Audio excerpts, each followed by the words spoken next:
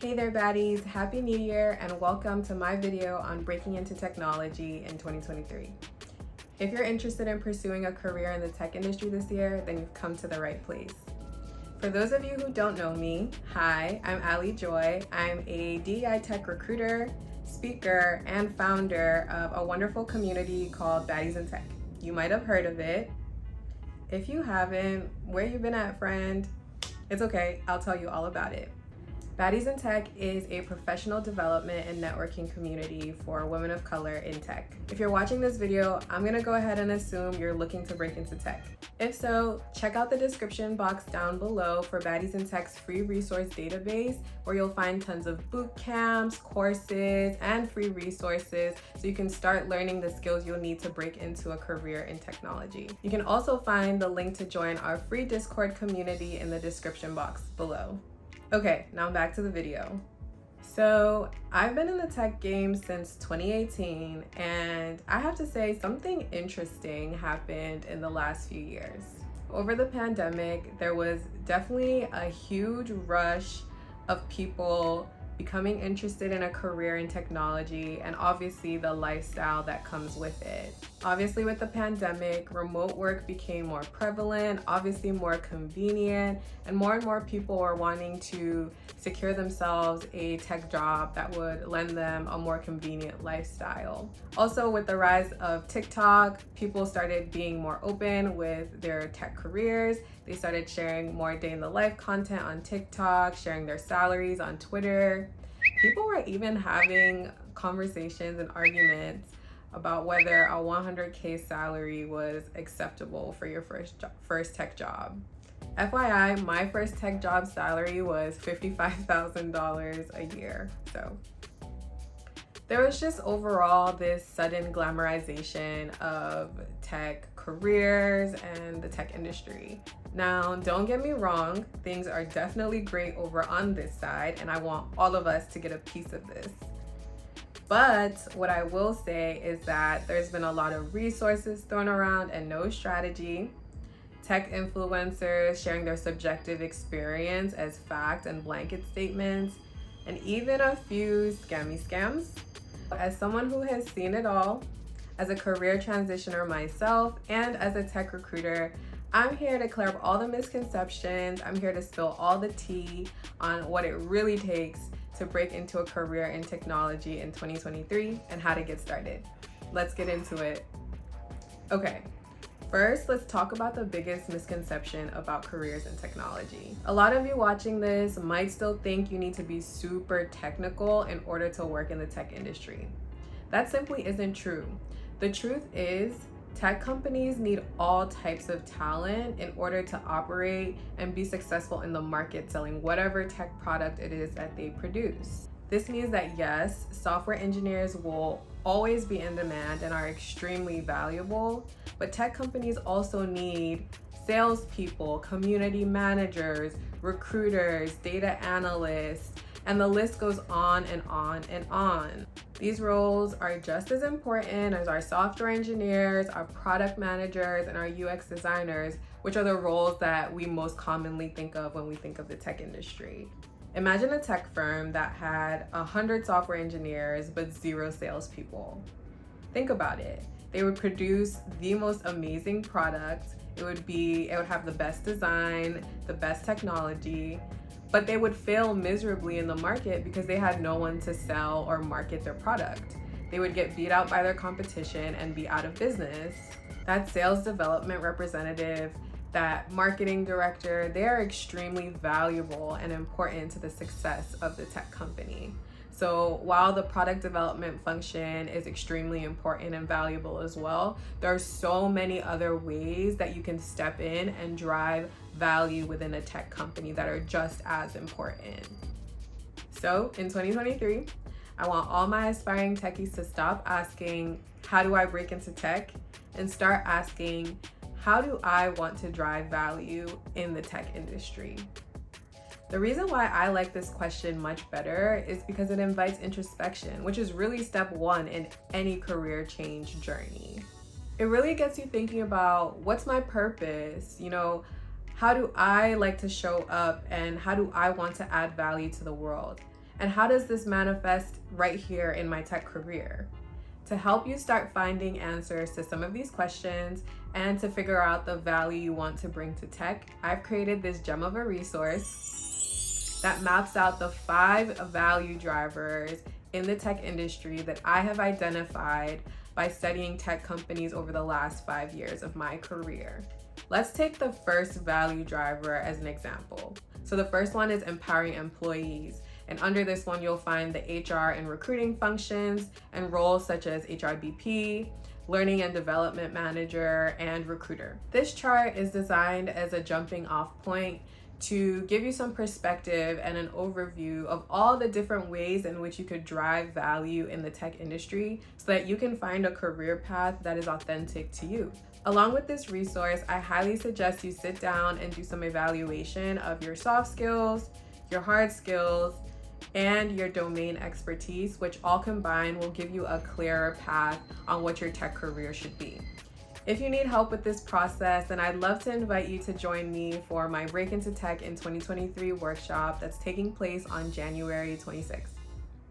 In this workshop, I'll be teaching you the exact steps you'll need to take in order to break into the tech career of your choice in 2023, as well as all my tips and tricks to make the process easier along the way.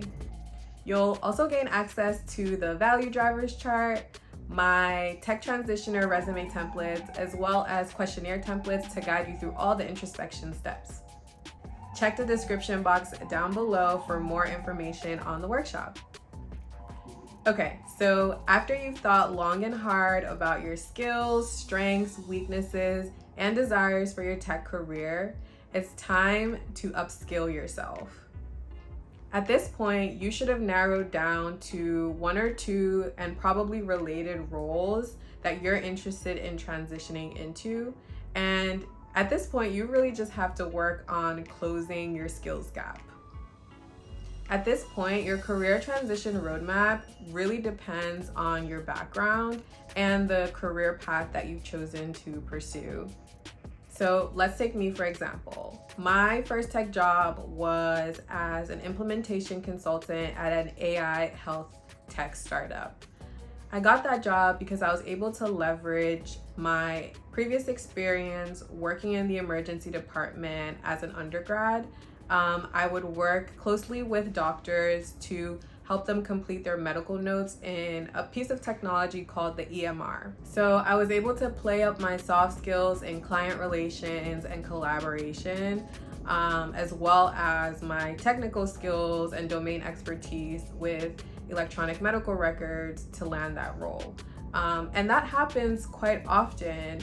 The company that I started working with was essentially doing what I was doing in person as a medical scribe in the emergency department, and they were digitizing that and building AI to help doctors do that. So because I had that experience and because I was able to play up my soft skills, I was able to land that job really working closely with doctors and helping them implement that technology. So as you can see in that career path that I chose, because of my biology background, my experience working in the emergency department, my skills gap was relatively small, and I was able to really just reword my resume and tell my career story really well in order to transition into technology without any real upskilling necessary. Sometimes your current skills are enough and you just have to figure out how to transfer them into a valuable niche in technology in order to transition successfully. Let's say you want to transition into a role that requires you to learn a completely new skill set. Let's say you're a teacher and you want to transition and become a software engineer. In this case, your skills gap is a bit wider. And your transition roadmap is going to be a little bit longer. You're going to have to supplement your skills with new skills. You're going to have to spend time learning and building proficiency in this new skill set in order to be successful in transitioning into your career as a software engineer. If this is you, then you're going to have to decide whether you want to go back to school and get a 4-year degree, attend a boot camp, or maybe you want to self-teach yourself with self-paced courses. The choice really depends on you, your learning style, and your lifestyle. If you have kids, maybe going back for a 4-year degree is not feasible and a boot camp is more up to speed for you. Or maybe you have all the time in the world and you can really design a learning plan with self-paced courses to upskill yourself. With whatever choice you make, I always recommend to start with free courses and free resources so you can really get your feet wet and understand if the career path that you're choosing is really what you want to do and you're going to enjoy the work that you have to do before you drop thousands of dollars on a course or a boot camp or even a degree. Another tip here is to reach out to people you find on LinkedIn who are in the position that you aspire to be in, and ask them, what their experience is like, what's their day in the life. Really get an understanding of the work you'll actually have to be doing before you commit to anything long term. Whichever option you choose, I just want y'all to remember that this is going to take initiative. It's going to take, you taking responsibility for your own learning and your own development. Because there's really no magic ticket or golden ticket you can trade in for a job in tech. Speaking of that, I just want to clarify that, no boot camp, no certification, not even a diploma is technically enough to get you a career in tech. You can't just trade your graduation degree for a job in tech. It doesn't really work that way. I wish it did. I really, really do. But as a recruiter, I'm gonna have to go ahead and advise y'all that tech companies really do value hands-on experience, projects, portfolios that, incorporate you building solutions to real business problems. They value all of those things over, your education and the skills that you've built as in a boot camp. So my advice here is that once you learn the skills that you need to learn in a boot camp or course, you need to really dig in and get your hands dirty and build projects. So there are several ways you can go about doing that. One of the most common ones is through freelancing. You can find your own clients or use platforms like Upwork or Fiverr to find clients and find projects to work on.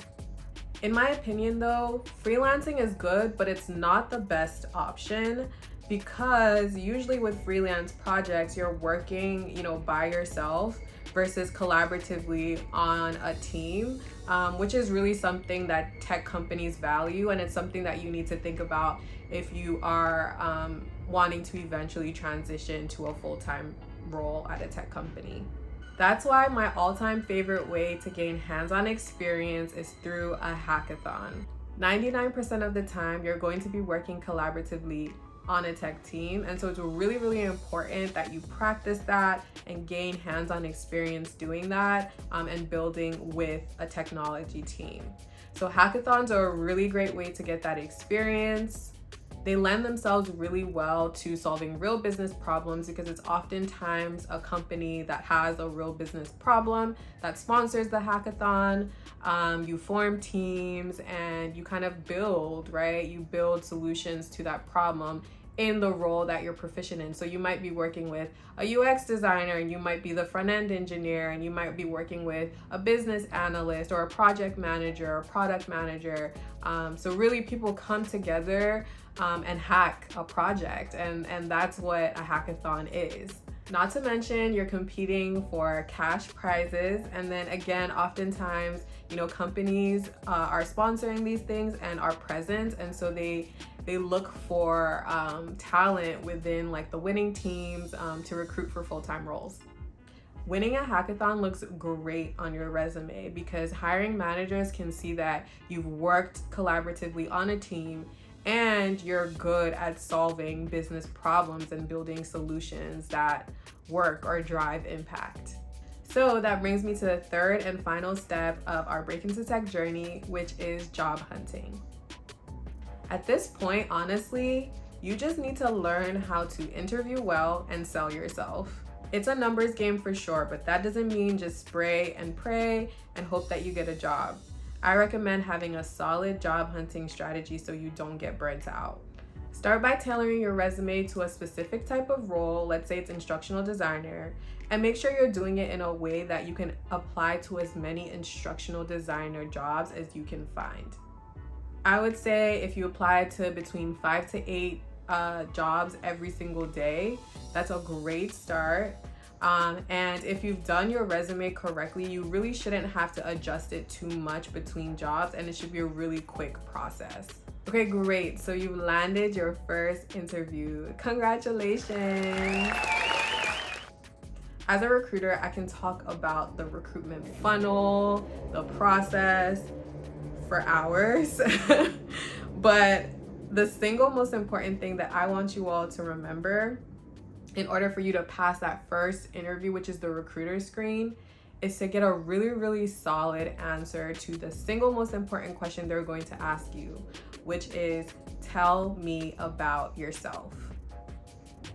You'll want to come up with an answer that encompasses your educational journey, your career experience so far, and your career-related reasons for wanting to make a transition into a new industry.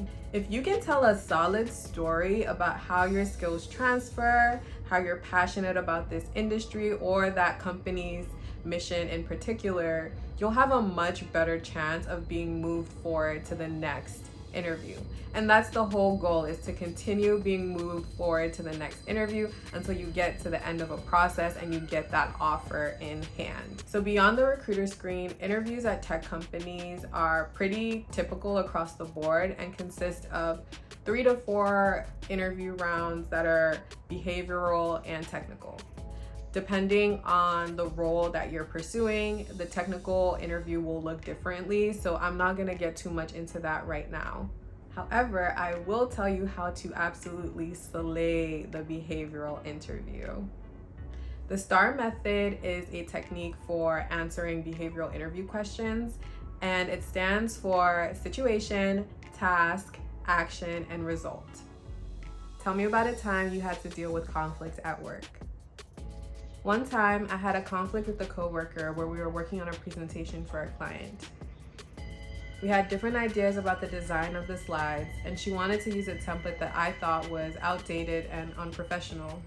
We argued back and forth for a while, and it started to affect our work. Eventually, we decided to set aside some time to talk through our conflict and come up with a solution. We were able to find a compromise that satisfied both of our concerns, and the project ended up being a success. I learned that collaboration sometimes means taking a step back to solve conflict by being open to hearing other people's perspectives instead of just trying to push my own. Once you get past all the interview rounds and you get that offer in hand, congratulations, you've successfully transitioned into technology. Remember, don't get too excited and forget to negotiate. Even if you like the first offer you received, most tech recruiters are expecting you to negotiate. So they rarely come with their highest offer first. So you need to counter offer with what you want or a higher number.